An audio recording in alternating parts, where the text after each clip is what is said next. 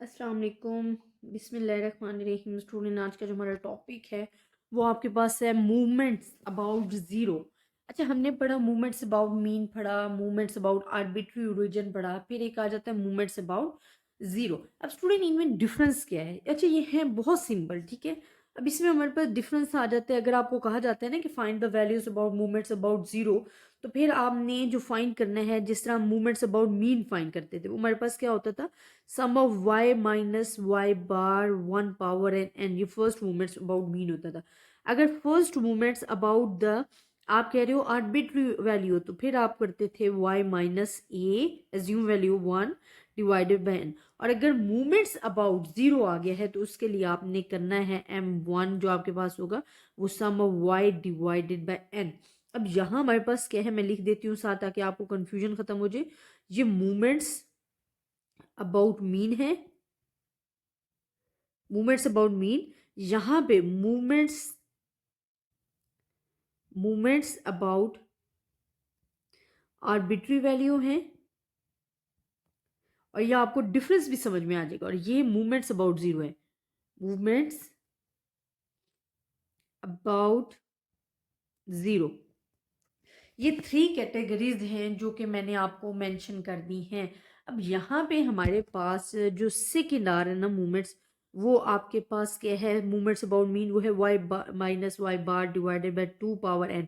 अब इसमें हमारे पास क्या आता था कि जो आपको ऑब्जर्वेशंस गिवन होती थी, आप मीन फाइंड करते थे, उसको डिविएट करते थे स्क्वायर लेके, बिकॉज सेकंड मूवमेंट्स है तो आपने इस तरह फाइंड करना होता है। तो अगर अगर second movements about the arbitrary value है, तो उसके लिए आप क्या करते थे? y में से आर्बिट्री वैल्यू को माइनस करते हो, पावर ले लेते हो n, और दिस वन। अच्छा, इसको आप यूं भी लिख सकते हो, जो आपको मैंने पढ़ा है ना, sum of D square this one n। अब g भी आपको पता है कि y minus A assume value होता है, कि आप अपनी ऑब्जर्वेशंस, डी जो हमने पढ़ा हुआ है ना वो यही होता है ना, y माइनस ए, कि आप अपनी ऑब्जर्वेशन में से एज्यूम वैल्यू को डिविएट करते हो। अब एज्यूम वैल्यू भी जरूरी नहीं है कि आपने एक फिक्स वैल्यू लेनी है। एज्यूम मतलब ये होता है कि आप कोई सी भी वैल्यू एज्यूम करके कर सकते हो, और अगर आप कोई सी भी वैल्यू एज्यूम करके वैल्यू फाइंड करते हो तो answer must be same, answer आपको रॉन्ग नहीं आएगा। और अगर मूवमेंट्स अबाउट जीरो है, मूवमेंट्स अबाउट जीरो क्या होता है कि आपकी जो ऑब्जर्वेशंस है उसमें से अगर आप जीरो ले रहे हो तो तब भी हमारे पास क्या आ जाएगा? सम ऑफ वाई आ जाएगा। तो second movements about the zero हमारे पास जो होता है वो सम ऑफ वाई का square divided by N, because zero nothing value हम कह सकते हैं कि इसमें आ जाता है। अब third movements about the mean आपके पास क्या होता है कि आप अपनी वैल्यूज को डिविएट करते हो मीन से, और दिस वन एंड एन आ जाता है। और यहाँ पे आपके पास क्या आ जाता है मूवमेंट्स में कि sum of D cube divided by N आ जाता है। और यहाँ पे आपके पास आ जाता है third movements about mean zero, तो ये आ जाता है यहाँ पे। अच्छा, इसमें एक और चीज बड़ी इंपॉर्टेंट है, जो स्टूडेंट आप first movement about the zero, जो मीन है ना, मीन इसमें आपके पास ये सेम यही रहेंगे, इसके अलावा आपने चेंज नहीं करने।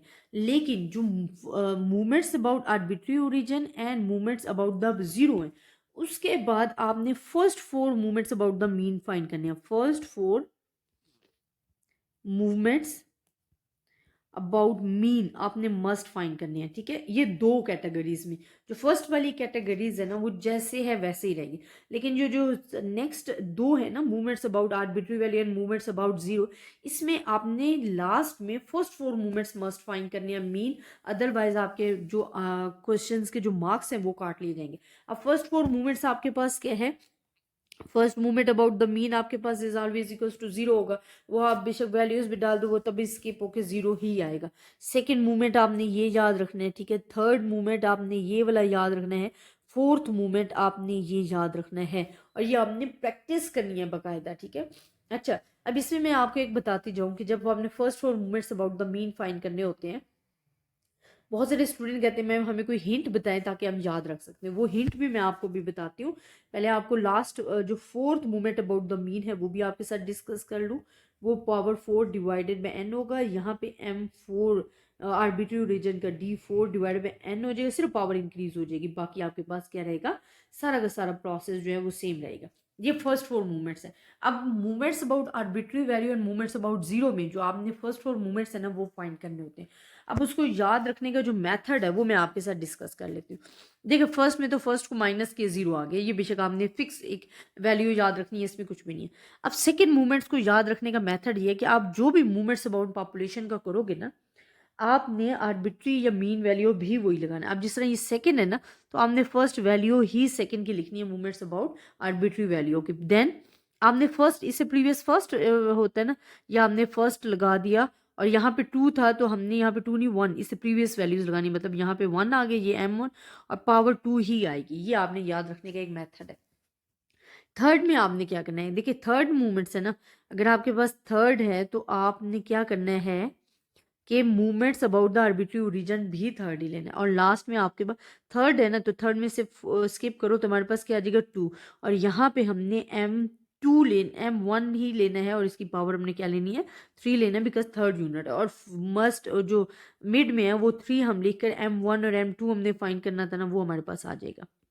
ये याद रखना। फोर्थ को याद रखने का मेथड क्या है कि पहली वैल्यू तो आपने उसी मूवमेंट्स की लेनी है जो आप फाइंड कर रहे हो 4 की, और लास्ट में आप 4 है ना, तो यहाँ पे 3 आ जाएगा और m1 ही लेना है, लेकिन इसकी पावर आपने क्या लेनी है 4 लेनी है। ये हमारे पास आ गया, ठीक है, माइनस। अब यहाँ पे हमारे पास -4 एंड -6 आएगा, लेकिन इसमें क्या क्या याद रखना है, एक में आपने m3 m1 करना है, एक में आपने m2 एंड m1 की पावर का स्क्वायर लेना है। तो ये एक थोड़ा सा मेथड है, हिंट है कि आपको इस तरह मूवमेंट्स याद रहेंगे। लेकिन मैं आपको अगेन बताती जाऊँ, जो first 4 movements about the mean है ना, वो आपने कहाँ कहाँ पे यूज करने हैं, जब movements about the arbitrary value आ जाते हैं या मूवमेंट्स अबाउट 0 आ जाता है, इन दोनों में जब आपने वैल्यूज जो हैं वो फाइंड करनी है। जब भी ये फाइंड करने हैं तो फिर first 4 movements about the mean must लगाने हैं, अदरवाइज आपके जो क्वेश्चंस के मार्क्स हैं वो काट लिए जाएंगे। तो this is the difference between 3 of them, जो हमने 3 कैटेगरीज के, इनके मूवमेंट्स अबाउट मीन क्या है, मूवमेंट्स अबाउट आर्बिट्री वैल्यू क्या है, मूवमेंट्स अबाउट 0 क्या है। तो आई होप आपको समझ में आ गए होंगे। अगर आपको फिर भी किसी भी किस्म की कंफ्यूजन है, आप मुझसे डिस्कस कर सकते हो। ज़्यादा से ज़्यादा स्टूडेंट्स के साथ शेयर कीजिएगा। अपनी दुआओं में याद रखिएगा। अल्लाह हाफिज़।